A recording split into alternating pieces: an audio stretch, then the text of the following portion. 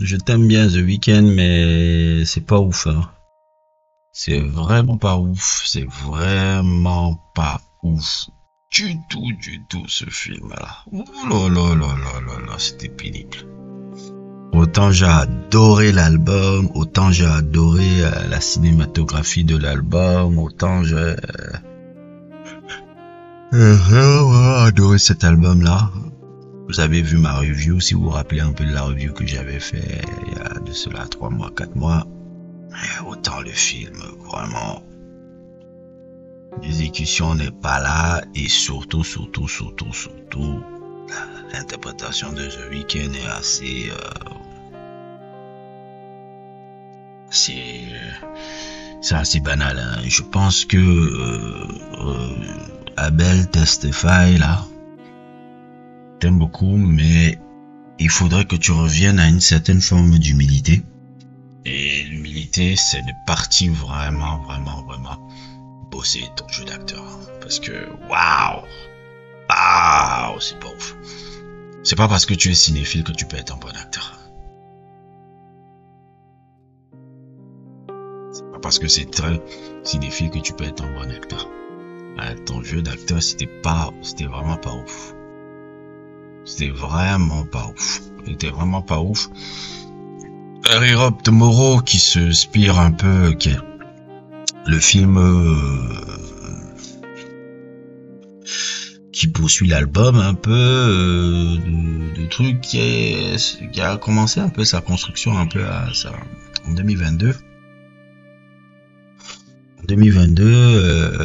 Qui est réalisé par un gars que je connais pas vraiment, le très Edward Schultz. C'est quelqu'un qui a réalisé juste 2-3 films pour l'instant, des films comme Waves que je connais pas vraiment, It Comes at Night qui est un psychological horror, et Krisha.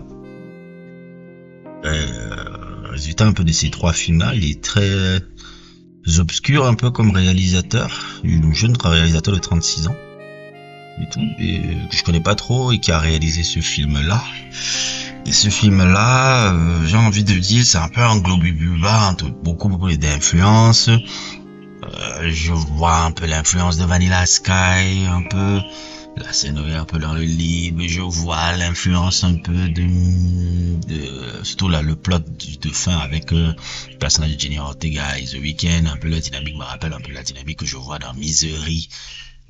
Avec Katy Bates et James Caan, si vous voyez un peu ce que je veux dire, une fan qui prend en otage un peu son idole, l'enferme dans un truc, ça devient un peu un huis clos, même un peu des petites références aussi à Ringo, tout, il y a eu plein de références à ça, mais dans l'exécution un peu de ce qu'il veut donner, dans une sorte de oui, aujourd'hui, on va un peu parler des méandres, un peu de le truc, un peu comme un peu de Idol, mais dans Idol, je trouve que c'était mieux fait. Dans Europe Tomorrow, j'ai l'impression que c'est un peu bancal, un peu, ils ont voulu faire un peu un mix de beaucoup de gens sans savoir véritablement la direction qu'ils voulaient donner. Je pense que le script n'est pas ouf, c'est surtout ça, beaucoup plus que la réalisation qui est très bonne, mais je pense que c'est le script qui ne sait pas encore. Ça se veut une critique un peu de la célébrité, une critique un peu de trucs.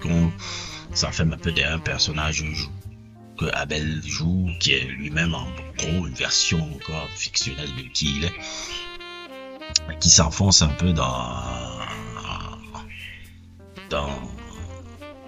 qui s'enfonce un peu le truc là, le fait de perdre sa voix. On voit beaucoup de choses, mais le film n'est pas ouf. Pourtant l'album est génial, hein. La trilogie qu'il a fait là, et tout, vous savez ce que j'en pense. Si vous n'avez pas de ma revue, allez le regarder, mais le film n'est pas ouf. Le truc, j'ai essayé de le regarder 2 fois. La deuxième fois, c'était pénible. C'est très compliqué quand tu essaies de revoir un film plusieurs fois et que ton deuxième visionnage, tu le trouves encore plus pénible que le premier. Déjà, le premier était hyper pénible à finir. J'ai eu pris 2 jours pour pouvoir le finir. Et la deuxième fois, je me suis dit, non, fais encore un effort. Regarde encore la deuxième fois le film. J'ai regardé une deuxième fois et je me suis dit, non. Il n'y a pas de truc. C'est un projet un peu à la base qui devait aussi servir à Sam Levinson. Je pense Sam Levinson aussi devait travailler sur ce projet-là, mais il s'était fâché avec le producteur qui est mort là, reste en repose en paix, Kevin Touren. Je me rappelle un peu dans la un peu dans Moi, j'ai regardé un peu la manière dont le film s'est fait et toute l'histoire un peu derrière le film. Le film parle quoi de dépression, insomnie un peu et du rapport un peu avec une fan un peu, donc il y a tout ça, mais c'est pas ouf les gars. Franchement, les gens qui l'ont regardé, les critiques qu'on insulte là, c'est pas usurpé. C'est pas usurpé vraiment. Moi, je suis quelqu'un qui n'aime pas suivre. Comment on appelle ça? J'aime pas suivre ce que les gens font. Et les critiques que les gens font, mais quand je vois ce que j'ai vu là, c'est des trucs, donc c'est pour ça que ma review sera très courte. Je pense que Abel qui veut devenir maintenant, comment on appelle ça, acteur, et qui veut se lancer dans le cinéma, parce que quand tu écoutes sa musique, tu sens que la passion du cinéma est là. Je pense encore qu'il a encore beaucoup de choses à faire. Il y a beaucoup de choses à faire. Vraiment se réintéresser au craft et oublier qu'il est une superstar. Et aller plutôt dans le délire que non. Je dois recommencer à zéro. Apprendre ce métier d'acteur, apprendre même le métier de scénario, apprendre le métier. Là, parce que, c'était horrible. C'était horrible à regarder. Horrible par le mauvais jeu de The Weeknd et aussi par le mauvais script qu'il a écrit avec les trois ont écrit Abel, Tesfaye, Reza Fahim et Trey Edouard, parce que c'est les trois qui ont écrit le script là. Mais moi, je regarde beaucoup la story. Où va la story, qu'est-ce qu'il voulait, on sent qu'il y a eu chacun essayait de mettre, moi je veux voir ça, moi je veux voir ça, moi je veux voir ça, et ça a un peu donné une collision de genre cinématographique qui sonne creux un peu dans l'ensemble. Mais bon, c'est le début de sa carrière dans le cinéma. On essaiera de voir un peu. Je pense que s'il veut faire un film ou s'il veut il doit beaucoup se rapprocher des Safdie Brothers. Parce que je vois un peu le genre, il a voulu un peu aussi ressembler un peu au film des Safdie Brothers qu'il aime beaucoup et qu'il a participé aussi.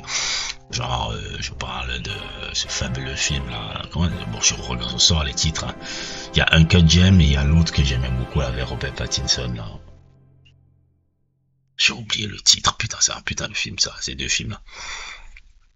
Je voulais un peu faire un peu dans ce style là et tout. La note positive, c'est la bande son. Certains sons qui sont tirés de l'album, des autres albums de The Weeknd, mais certains sont aussi des compositions aussi très originales de Daniel Aupantin. Vous savez ce que je pense de ce gars. Et de la musique qu'il fait, une musique incroyable. Une musique incroyable. Et voilà, hein, je ne peux pas développer beaucoup plus que ça. Si vous voulez le regarder, allez le regarder, mais franchement, vous gagnez rien au change. Hein. Vous gagnez vraiment rien au change. Ce film-là n'est pas ouf. Bref, n'hésitez pas à liker, n'hésitez pas à vous abonner. Et à plus pour d'autres aventures.